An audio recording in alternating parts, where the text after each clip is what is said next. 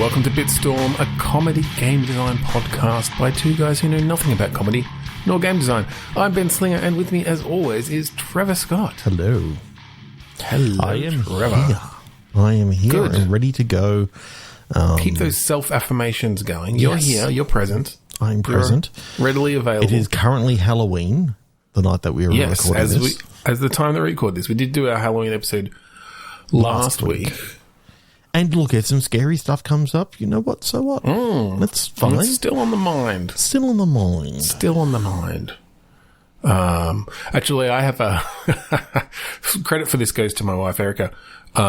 We came up with she doesn't she's not usually interested in games, but we came up with a horror game today, which is you are a parent and it's a stealth game and you're trying to hide from your children, and you hear, you know, you think you're fine. You're on the toilet and you think you're fine, and then you hear, "Mom, Mom," getting louder and louder. You hear the footsteps, hands start coming under the door, the door handles turning. Yeah, I thought that would be very Little effective. do they know that, you know, you set up a blowtorch because this is a Home Alone based game. Oh, yeah. You're fighting off your children with very lethal Home Alone-esque traps. Exactly.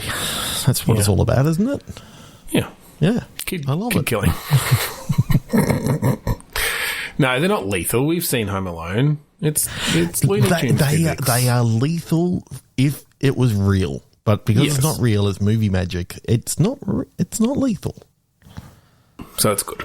All right. But yes, I think we're going to do click pitch. Yes. Ramped up click pitch. Yeah, why not? Because that's what we've already got set up. That's what's set up. So this is a game where we each have a random phrase generator in front of us, and on the count of 3 to 1 click, we're each going to get an adjective and a noun, throw them up in the air, slice them and dice them, and see how they rain down into a delicious meal Game pie. of a game. Yeah. Game pie. Yeah, game pie. Yeah. So let's do it. Okay. 3, 2, 1 click. 3, 2, 1 click. Automated melody. Darling. Limb. Okay. So when you said automated, I'm like, ooh, what if this limb is actually automated? Mm-hmm. So To play music. it could be. Yeah. Melody. Yeah. Because where my mind went Or to the was lady's name could be Melody. She's just got a automated. That's true, but but let me tell you what I thought of, because in the horror sense, I thought of a bunch of kind of zombie arms attached to, pulleys and motors and levers and things that then when you play them, you got to set them up so they play a tune when they go off one by one. It's just all these arms, ding, ding, like hitting different bells and things. Yeah. Yeah, I can definitely see that happening. I can also see the idea of an automated limb that, you know, your character, whether their name is Melody or whatever, you know, comes across this disembodied limb that is somewhat automated, and it's an adventure that she goes on trying to get this limb back to its owner, with some pretty crazy shit that goes along the way. I can see that happening as well.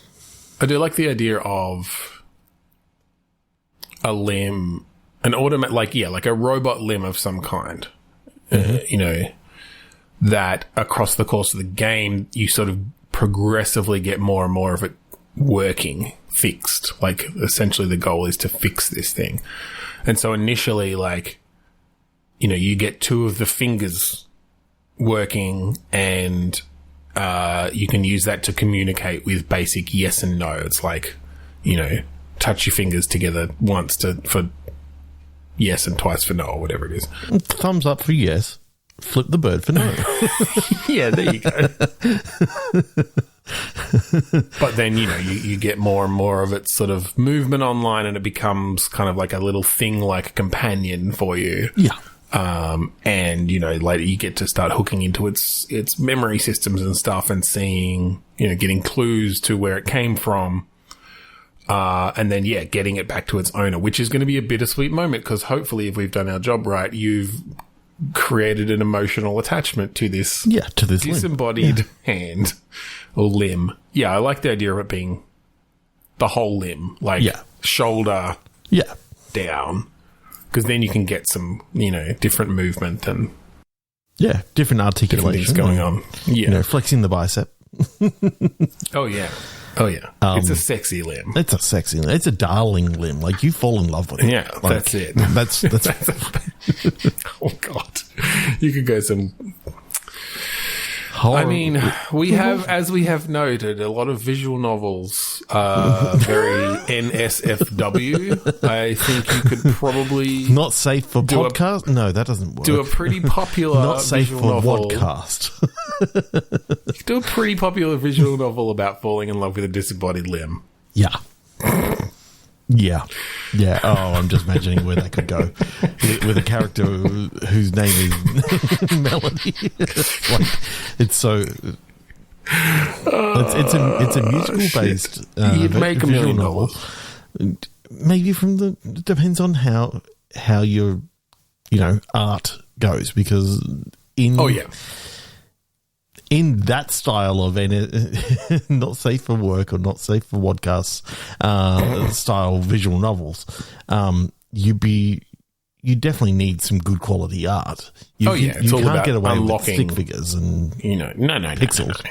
No. You'd need you'd need someone who knew what they were doing, who knew their way around a limb, pencil or two. Okay, 3 to 1 click. Employed substitution. Fashioned frog. Okay. What I kind of about that is I'm picturing that frog from the Looney Tunes with a top hat. Hello, my honey. Hello, my baby. Hello. Yeah, but he's down on his luck. Well, and I look where my mind went as well, especially with like substitution. Is like a Frog Prince kind of situation where someone has been turned into a frog, so that's kind of where the substitution comes from, and maybe they're continuing their job. Which is where employed comes in. It's like, okay, yes, I've been turned into a frog. That doesn't mean this is the I can't still be mayor story. Of this town. This is the untold story of that frog from the Looney Tunes when he used to be a prince, was converted into changed into a frog by a curse. And there was no way of getting back, so he used that opportunity to become a performer. Yeah, and that's how he got employed, like in a freak show sort of thing, and gradually moving around. And well, as you know from the lore, like he initially just started performing for one guy, I think, right? And then when anyone else was around, it was just a frog. He would not. Although I can't remember. I think by the end of that he was. I think by the end of that he was maybe performing for more. Could have been. Michigan J Frog is the name. Michigan J Frog. God. I'm happy to go with like a similarly dressed frog that is not singing that horrible song continuously. But instead, it's not Michigan J Frog, it's Seattle F Frog.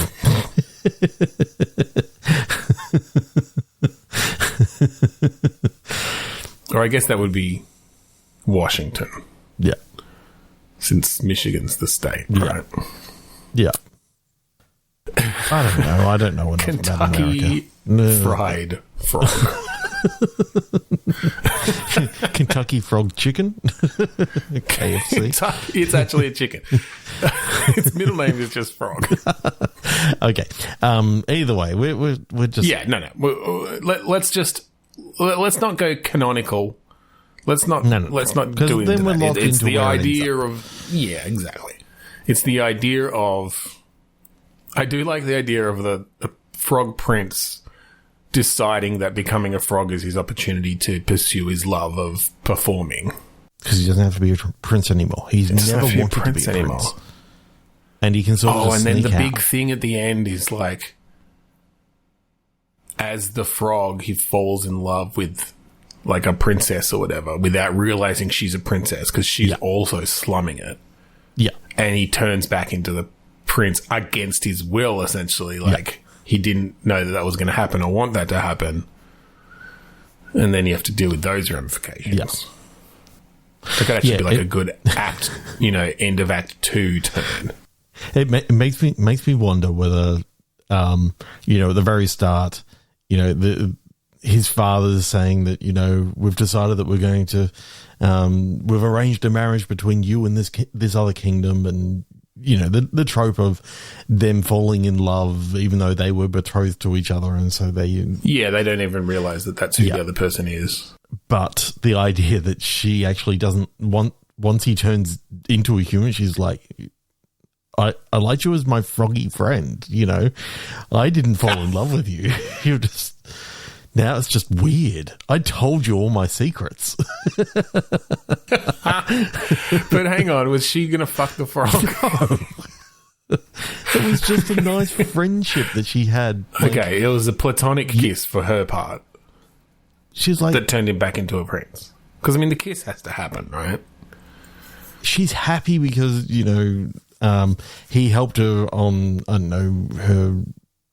SATs, or she got a... Right, because of course, because this is one of those kingdoms that doesn't, the princess doesn't get educated. Yeah, so they just have to sit there and look pretty. So she's left to pursue her education in the wide world. Gave him a platonic kiss. Finds out that it's this prince that she's been trying to get away from, and she feels like all like, I got changed in front of you. Right. He presumably he talks like she talks to him though as a frog. Yeah, like it's not just a pet frog. Then no. It's like, I thought you were a magical frog, not a prince turned frog. That's a totally different situation, and you should have told me. Like, and it's effectively an allegory for trust. And absolutely, like hiding your true self sort of thing, and that's kind of cool. It is. Is this like a point and click? I feel like this is sort of a point and click. Yeah, either a point and click. I feel like it would play well with that cartoonish style as well, actually, of a well animated point and click. Yeah, give it that Looney Tunes-esque. Oh yeah, there's something about Looney Tunes cartoonish. Yeah, older style Looney Tunes without too much of the shadow stuff of the 3D era. Yeah, that's cool. I like that.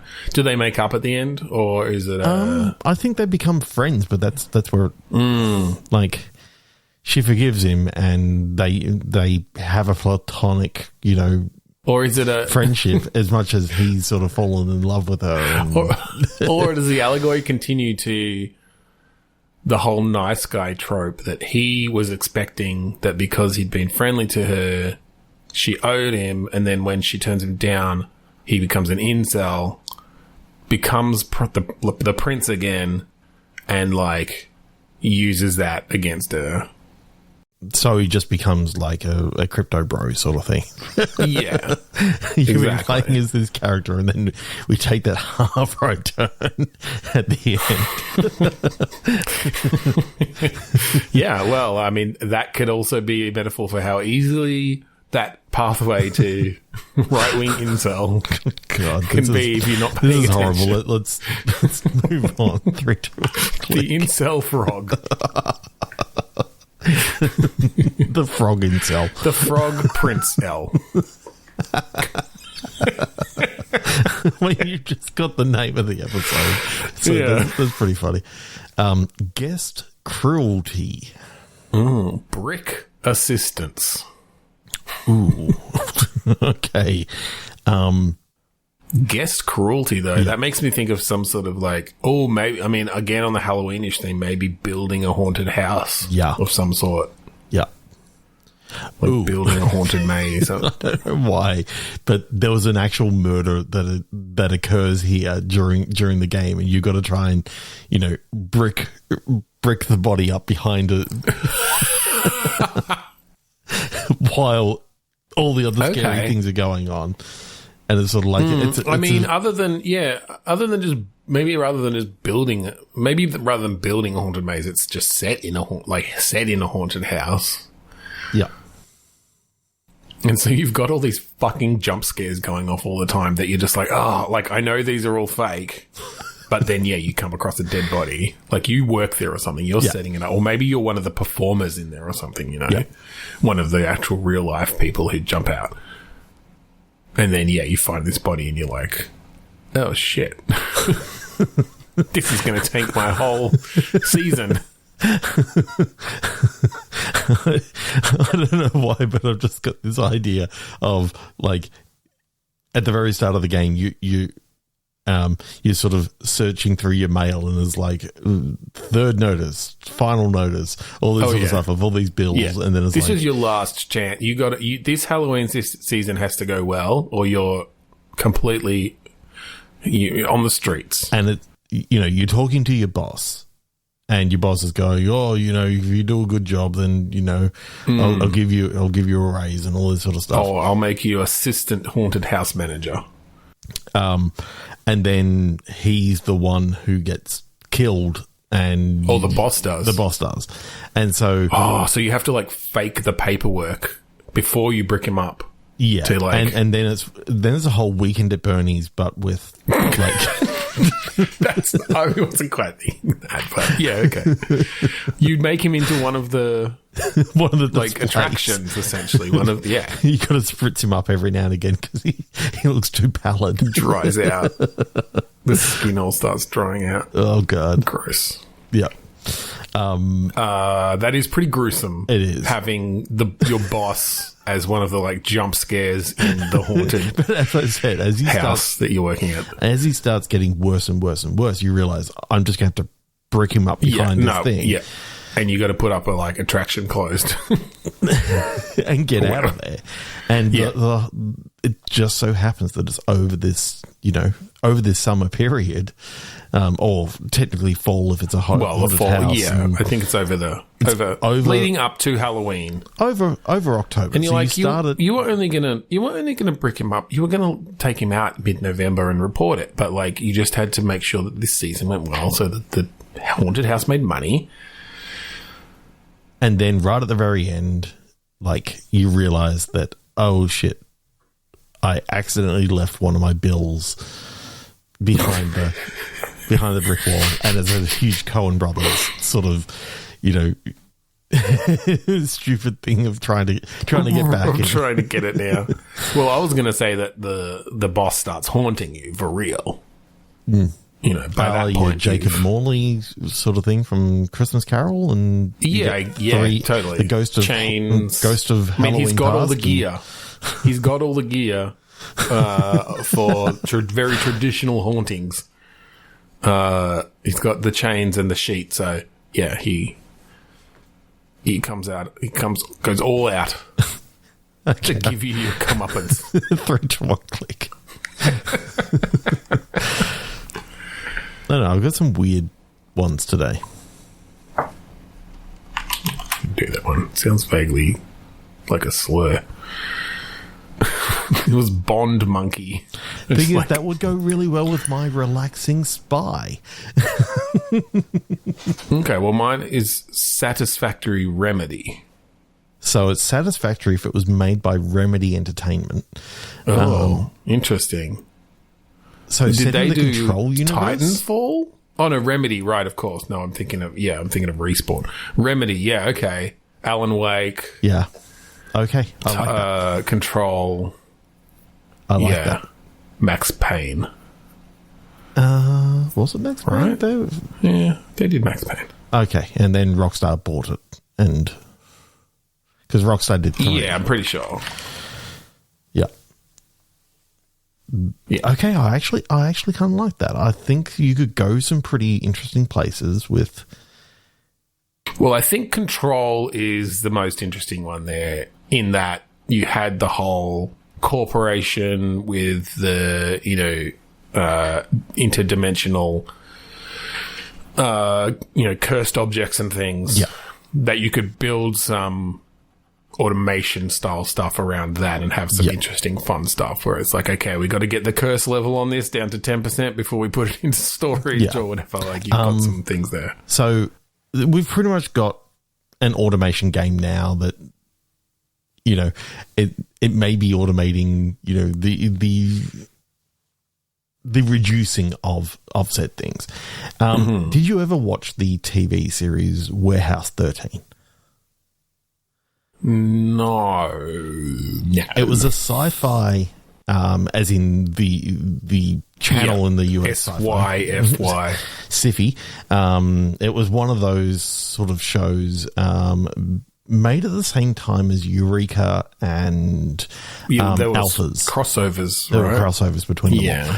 So Warehouse 13 was set in a warehouse, surprisingly, and their whole thing was, this is where all the objects that like famous people have owned, that when they passed away, like they took on some of the things of that owner, and they were considered, you know, very powerful objects. So like there was a demonic entity called Alice stuck in a looking glass.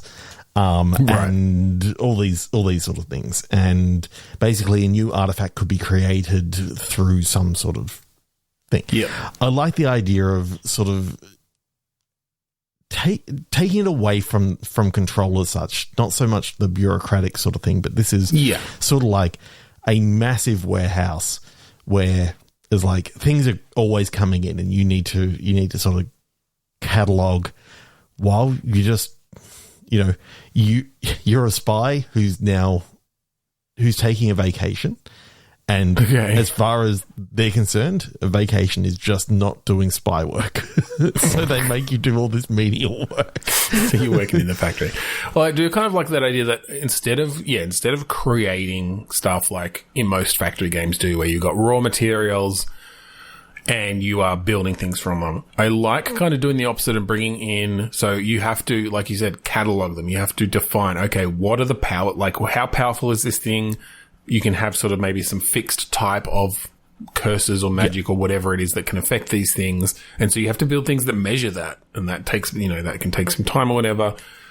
And then based on that, you can send them down different paths of perhaps breaking. You have to break them down, some of them down into raw materials, or extract that type of essence from it or whatever that you can then potentially use to build other things.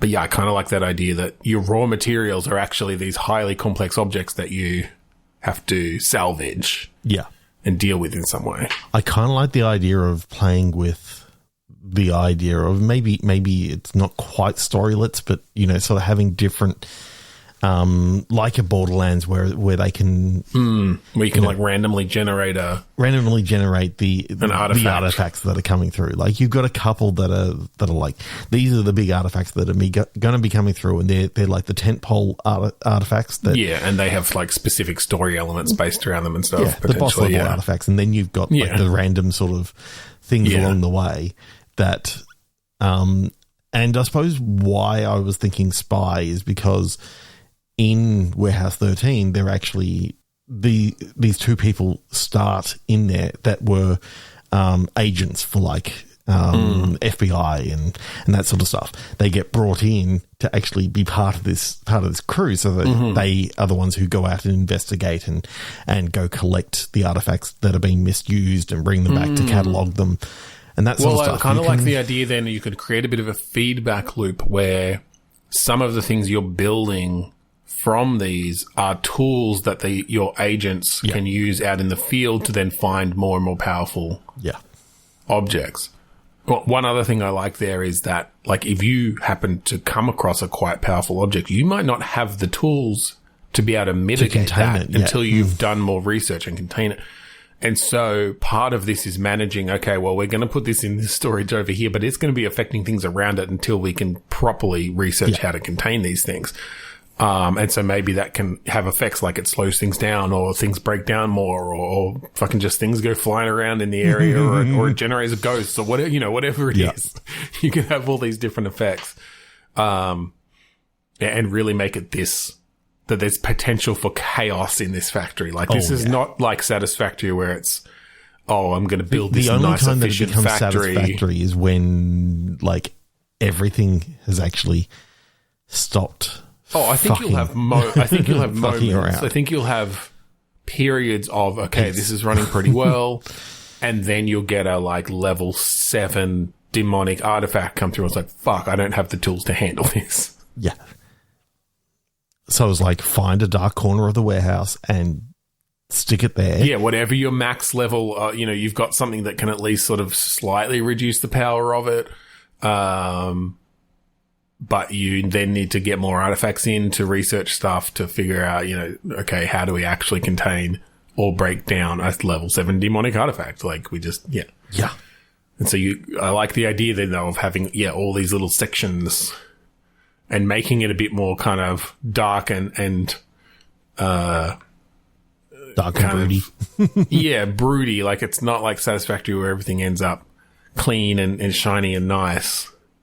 It is a bit more manual almost. Or it may be one of these things where you go, okay, so I need to build a containment field over here. Okay, so this containment field, to keep it, if I want to make sure that, a level 7 is kept calm, it actually needs to move around at this sort of speed. Right. And so it's one of those things. You could have those sorts of requirements and stuff. Yeah, and that's based on things that you learn along the way, and like a level 5 sentient alien object needs at least 3 cats around it at all time because it's interested in human Earth creatures. But the crazy thing is, because then you literally have to herd the cats. You not only have to herd the cats, but it's like it's almost like a battery sort of charging, that you can take one out and put another one in, and it will it'll this cat's been used up. all 9 of his lives are gone. Oh god. Oh, that's a bit dark.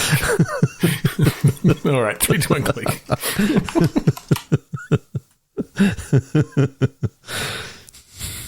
Ooh, hated storm. Fringe amusement. Ooh. I don't know why, but I'm getting the feeling of an amusement park in the Fringe universe. Yeah, I definitely thought of that with Fringe. Yeah. Which has some similarities in some ways to Warehouse 13. What we were just talking about, just in the kind of vibe of it. The idea of, it being set within the Fringe universe, and this event has happened at this dark, dingy amusement park. From what I recall with Fringe, a big part of the mid to late seasons was there was an alternate dimension, right? Yeah. Where the other Walter Bishop, or Waltonate, as they called him. Waltonate, that's right. Which is so fucking good.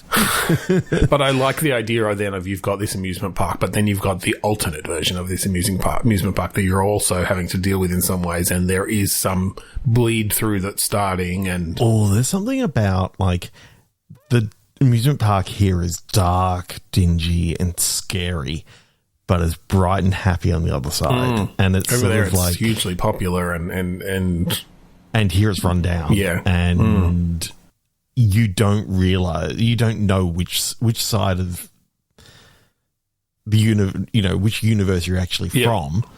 You just know that in order to solve this mystery on this side, you are going to have to, travel back and forth and see what's actually going on the other side, because it could be an incursion, or it could be, I do like the challenge of getting the player comfortable enough for long enough in the dark version of this. Yeah. It's like, initially that's going to be creepy, but like, you play in it for a while and you're like, okay, it's actually like all the danger is managed. It's pretty safe. It's kind of like when you first go into Inscription, and it's a creepy as fuck cabin, but after a while you get comfortable in there. Well, you sort of, once you know where the dangers are or aren't, yes, But then I like the idea of the challenge being, okay, once you make it to the other side and there are fucking people everywhere and they all seem really happy and everything looks fine, that's fucking creepy now. Like, because of whatever you've learned up to this point about the other side or about just people in general, because you've been alone for a long time on the other side, that if we can make the player feel dread at all the happy, smiling people around even if it's not going over the top of like them being overly happy. I mean, just like they seem like regular people in the real world. I think it could be one of those things of, if you telegraph enough that before this place got closed down, certain events happened. Yeah. And you start showing those events happening the other side. Yeah. That's what will create the dread, that all these people are smiling and happy and it's just normal. But it's like, you know what's going to happen. What's coming, and maybe this is what you're supposed to do, and that maybe it's supposed to have happened. Well, maybe or that you're supposed to prevent it. You're supposed to prevent it, or you actually don't. I mean, we're just saying that it's set in this Fringe universe, but it doesn't even have to be set in Fringe. It could actually feel as though you were going back in time. Oh, and you learn through that actually this is an alternate version where the event hasn't happened yet, but it actually turns out that this is just an alternate universe, and in this universe, these things don't happen. But the reason why this sort of weird storm sort of thing is happening is because of, you know, I think the storm you discover is like the aftermath of some sort of cataclysmic event. Yeah. That there's just now a perpetual storm around this place. And I love the visual of, I'm feeling this is a first person kind of, like first very person much walking simulator-ish sort of. In Unreal Engine, that is just. Yeah, I think so. And having some of the storm effects work well with just like every time you go outside, it's loud winds, there's paper flapping around, things are blowing. Like you're inside, you have somewhat of a refuge, but you can always hear that storm in the background. Yeah. Just raging on. And so that'd be part of the dread too. Like you get to the other side and there's no storm. You can't hear the storm. But you know the storm is continuing because basically within this area, within this amusement park, I think the storm is just always happening inside the amusement park. You go from outside to inside, and it is just like on the dark side, like on the dark side. It is literally just like the second you walk through those gates, you literally see the wall of water just in front of you, and you step into it. It's just absolutely pouring down. There's something. It's almost like a giant tornado sort of thing, hurricane sort of thing, like a hurricane, but purely confined to this area.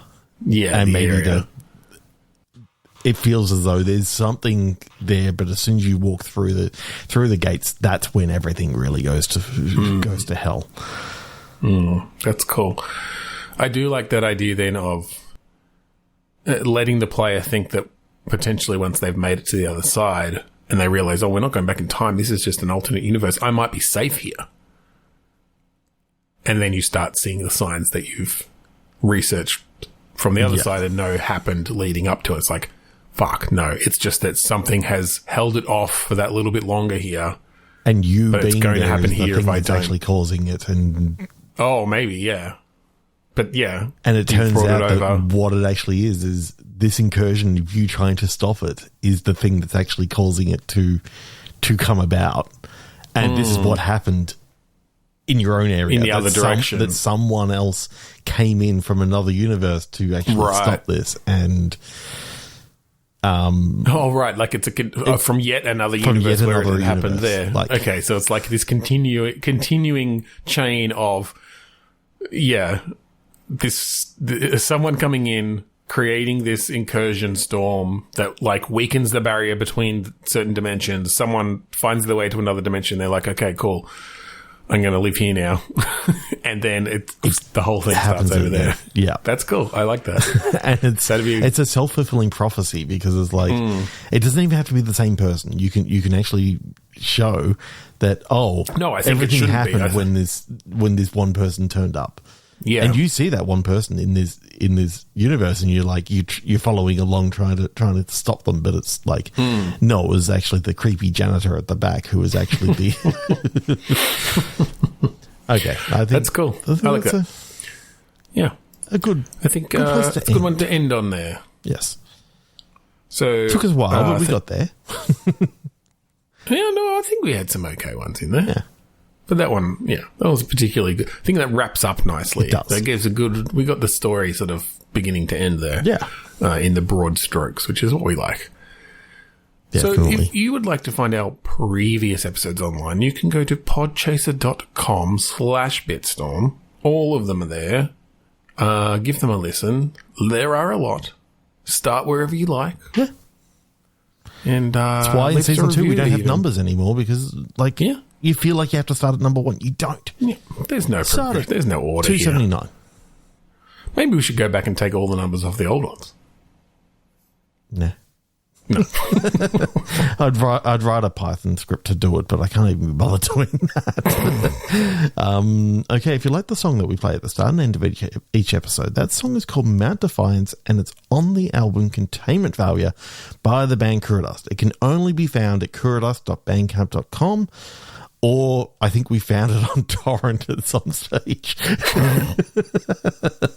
We also did do a limited run of self-pressed, self-burned CDs. I still have one. I've got a lot more Eldritch Rights. If anyone wants any Eldritch Rights or Open Door of Doom, I've got a whole heap of them. I think I have a box. I think I have a box of maybe 20 Containment Failure CDs somewhere. So they're going to be worth very little money ever. They're going to be worth one day cents. Just for the plastic. But they will, I'm sure there will be sentimental value. One day, when I'm old or gone, my kids will come across, or my grandkids will come across that box, and they'll go, what the fuck is this thing? I don't have nothing to play it with. And they will never put a drink on it because they think it's a coaster. Yeah, exactly. So anyway, that was on kuradust.bandcamp.com or a CD or torrent. Like, or if you're one of my grandkids, I'll leave you a CD player. Hello, kiddies. So thank you again for joining us tonight. this week on Bitstorm. I'm Ben Slinger. I'm Trevor Scott. And give me a kiss, and I'll promise I won't turn into a prince.